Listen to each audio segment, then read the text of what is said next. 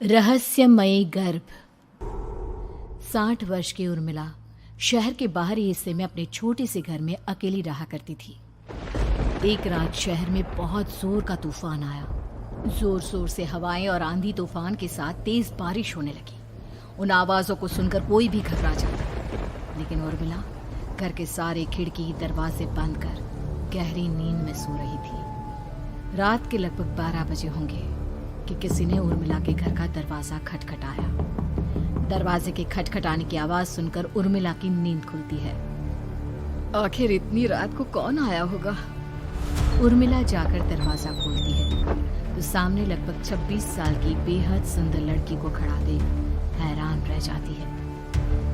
कौन हो बेटा, और इतनी रात को इतने भयंकर तूफान में कहाँ भटक रही हो? चाची, आपने मुझे पहचाना नहीं? मैं आपकी दूर की रिश्तेदार शालिनी। अरे हाँ, बचपन में तुझे देखा था।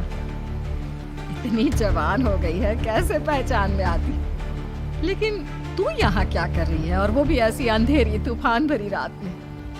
उर्मिला की बात सुनते ही शालिनी की आंखों से आंसू बहने लगे। वो फूट फूट कर रोने लगी। ये देखकर उर्मिला को कुछ समझ में नहीं आया और उसने शालिनी का हाथ पकड़कर घर के अंदर आने के लिए कहा। जैसे ही शालिनी घर के अंदर रोशनी में आई, उर्मिला की नजर उसके पेट की तरफ गई, जिसे देखकर ये साफ पता चल रहा था कि वो प्रेग्नेंट है। अरे, तू तो पेट से है। ऐसी हालत में इतने भयंकर तूफान में आधी रात को बाहर भटक रही है। आखिर बात क्या है बेटा, मुझे सब कुछ साफ साफ बता। क्या बताऊं चाची, ये सब जिसकी वजह से हुआ है उसके बारे में बताने में भी मुझे शर्म आती है।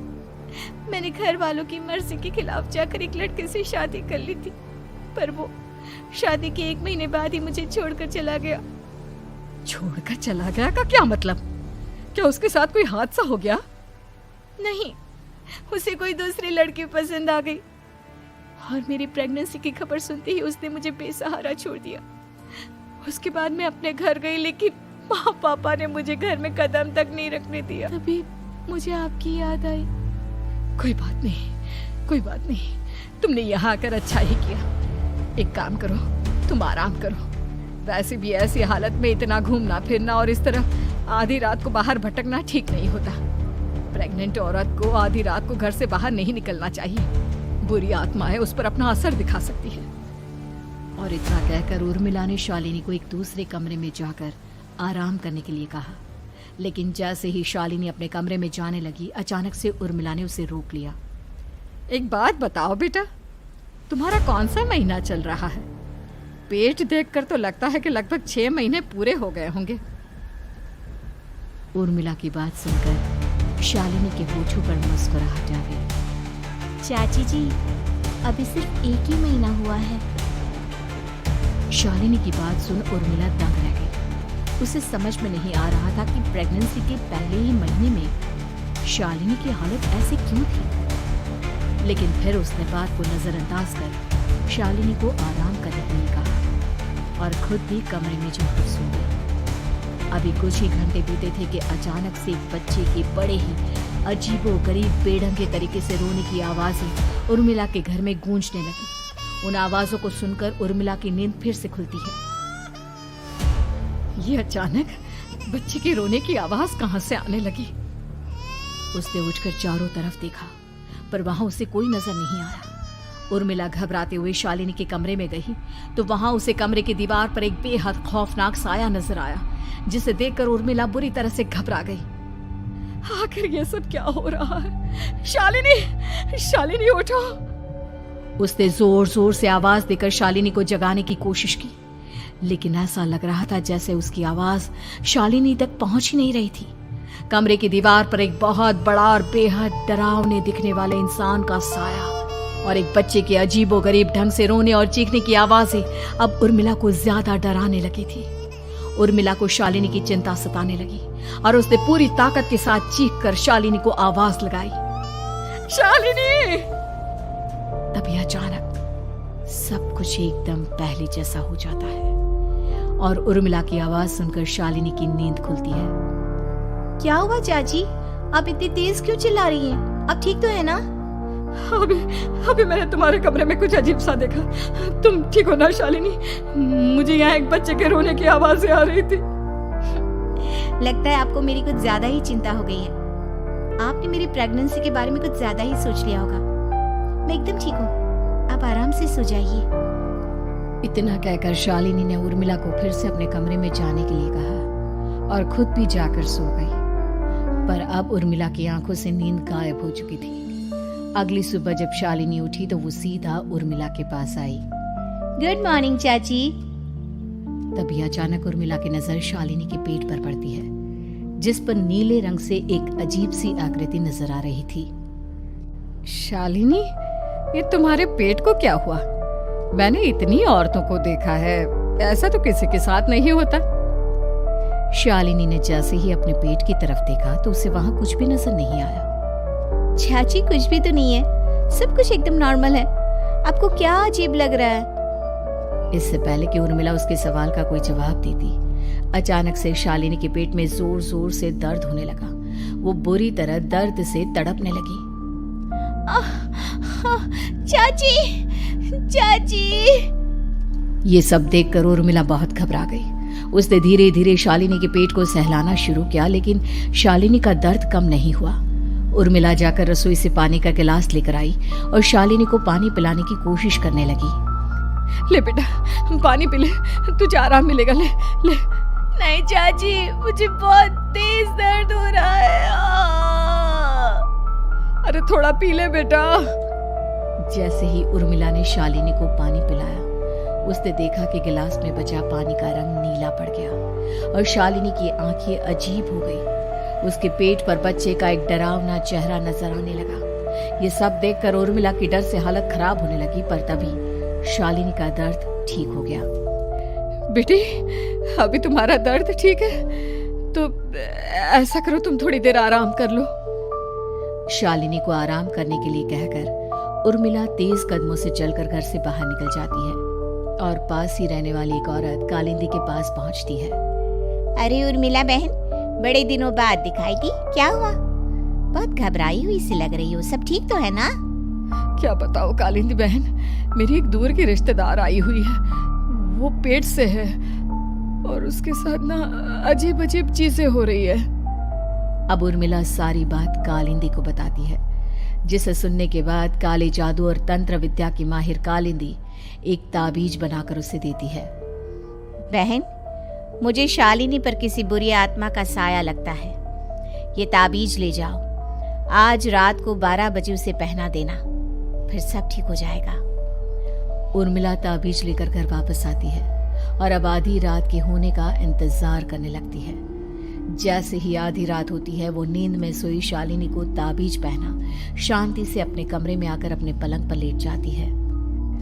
अब सब ठीक हो जाएगा, ये सोचकर उर्मिला शांति की एक सांस ही लेती है कि तभी अचानक उसकी आंखों के सामने कुछ ऐसा आता है जिसे देखकर उर्मिला डर से चीखने लगती है।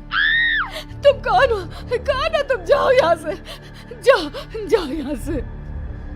तभी उर्मिला की एक जोरदार दर्द भरी डरावनी चीख वहां पर गूंज गई। उर्मिला की आंखों के सामने एक बच्चा खड़ा हुआ था, जिसका पूरा शरीर किसी बूढ़े की तरह नजर आता था, लेकिन मुंह किसी नवजात बच्चे की तरह था। उसकी आंखें गुस्से से लाल थी और वो घूर घूर कर उर्मिला की तरफ देखा जा रहा था। कौन हो तुम? कौन हो? उर्मिला के चीखते ही वो बच्चा जोर जोर से रोने लगा। घबरा कर उर्मिला ने अपने हाथों को अपने कानों पर रख लिया। उसकी समझ में नहीं आ रहा है कि आखिर ये सब उसके साथ क्या हो रहा है। कौन हो तुम? कौन हो? क्या चाहते हो मुझसे? जाओ यहाँ से, आखिर तुम हो कौन? तभी अचानक से उर्मिला के पूरे घर में लाल रंग की रोशनी फैल गई। वो बच्चा धीरे धीरे कदमों से चलता हुआ उर्मिला की तरफ बढ़ने लगा। किसी नवजात पैदा हुए बच्चे के जैसे उसके रोने की आवाज अब उर्मिला के कानों में गूंज रही थी। कुछ ही सेकंड में वो चुप हो गया और उसने बेहद खतरनाक आवाज में उर्मिला के सवाल का जवाब दिया। मैं वो हूँ जो अब तक पैदा नहीं हुआ, लेकिन जब मैं पैदा हो जाऊंगा तो वो होगा जो अब तक कभी नहीं हुआ। ये क्या कहना चाहते हो तुम? ऐसा क्या हुआ जो अब तक नहीं हुआ? तबाही होगी, तबाही। सब कुछ खत्म हो जाएगा और ये जो लड़की मुझे जन्म देने वाली है, मैं उसका खून पी जाऊंगा, सारा खून। उस बच्चे की बात सुनते ही उर्मिला बुरी तरह घबरा गई। उसका एक बुजुर्ग आदमी जैसा शरीर, एक नवजात बच्चे जैसा चेहरा, ये दोनों ही बातें उर्मिला की समझ से बाहर थी। तभी वो बच्चा अचानक गायब हो गया। घर का माहौल फिर से पहले जैसा हो गया। लाल रंग की रोशनी भी अब गायब हो चुकी थी। उर्मिला दौड़कर शालिनी के कमरे में पहुंची, जहां वो गहरी नींद में सोई हुई थी और उसके गले का ताबीज गायब हो चुका था। उठो उठो शालिनी, उठो बेटा, मुझे तुमसे जरूरी बात करनी है। अरे चाची क्या हुआ? इतनी रात को आप परेशान क्यों कर रही हैं? सब ठीक है ना? अभी जब तुम सो रही थी ना, तो मैंने तुम्हारे गले में एक ताबीज पहनाया था। कहाँ गया बेटा, बताओ मुझे। शालिनी ने चारों तरफ अपनी नजरें घुमाकर देखा, लेकिन वहां पर कोई ताबीज नहीं था। वह हैरानी से उर्मिला के चेहरे की तरफ देखने लगी। उसे समझ में नहीं आ रहा था कि आखिर उर्मिला किस ताबीज के बारे में बात कर रही थी। नहीं चाची, यहाँ कोई ताबीज नहीं है। लगता है आपने कोई बुरा सपना देखा है। मैंने कोई बुरा सपना नहीं देखा। खैर छोड़ो, तुम अब सो जाओ, फिर सुबह बात करते हैं। डर और घबराहट की वजह से उर्मिला की आंखों से नींद तो जैसे बिल्कुल गायब हो गई थी। अगली सुबह उर्मिला बिना कोई देर किए गांव के बाहर एक छोटी सी झोपड़ी में रहने वाले बूढ़े पंडित के पास पहुंची। पंडित जी, मेरी मदद कीजिए। अरे आओ आओ उर्मिला, क्या हुआ? सब ठीक तो है ना? क्या बताओ पंडित जी, बहुत बड़ी मुसीबत है। मेरी दूर की एक रिश्तेदार लड़की पेट से है और उसके साथ बहुत डरावनी चीजें हो रही है। कल रात को तो एक अजीब सा दिखने वाला बच्चा मेरी आंखों के सामने आकर खड़ा हो गया था। ये तुम क्या कह रही हो? मुझे साफ साफ बताओ कि आखिर तुमने क्या देखा? उर्मिला ने अपने साथ हुई बीती रात की पूरी घटना पंडित जी को बताई, जिसे सुन पंडित जी के माथे पर चिंता की लकीरें उभर आई। अनर्थ होने वाला है, अनर्थ। बरसों पहले भी उस हैवान ने एक लड़की के पेट से जन्म लिया था और उसके बाद उस शहर को पूरी तरह से तबाह कर दिया। कैसी विपदा पंडित जी, कैसे बात कर रहे हैं आप? बताइए मुझे, और इसका उपाय क्या है? इसका उपाय तो है, लेकिन बहुत कठिन है। हो सकता है कि उस उपाय को करने के दौरान तुम्हारी जान भी चली जाए। मुझे मेरी जान की कोई परवाह नहीं, पर आप जिस तबाही के बारे में बात कर रहे हैं, बस वो नहीं होनी चाहिए। लाखों लोगों की जान बचाने के लिए मैं कुछ भी करूंगी। तो ठीक है, मेरी बात ध्यान से सुनो। बरसों पहले एक भयानक तांत्रिक ने अपनी तंत्र क्रिया के जरिए एक मासूम लड़की के साथ रिश्ता बनाकर उसके पेट से जन्म लिया था। इस तरह से वो अपने जैसे लोगों की संख्या इस दुनिया में बढ़ाना चाहता था। आपके कहने का मतलब है कि शालिनी के पेट से भी उस शैतान को जन्म लेना है, इसलिए उसने उसके साथ ये सब किया है। ठीक पहचाना तुमने। अब मैं तुम्हें एक ऐसा सिंदूर दूंगा जिसे तुम्हें ले जाकर उस लड़की के पेट पर लगाना होगा।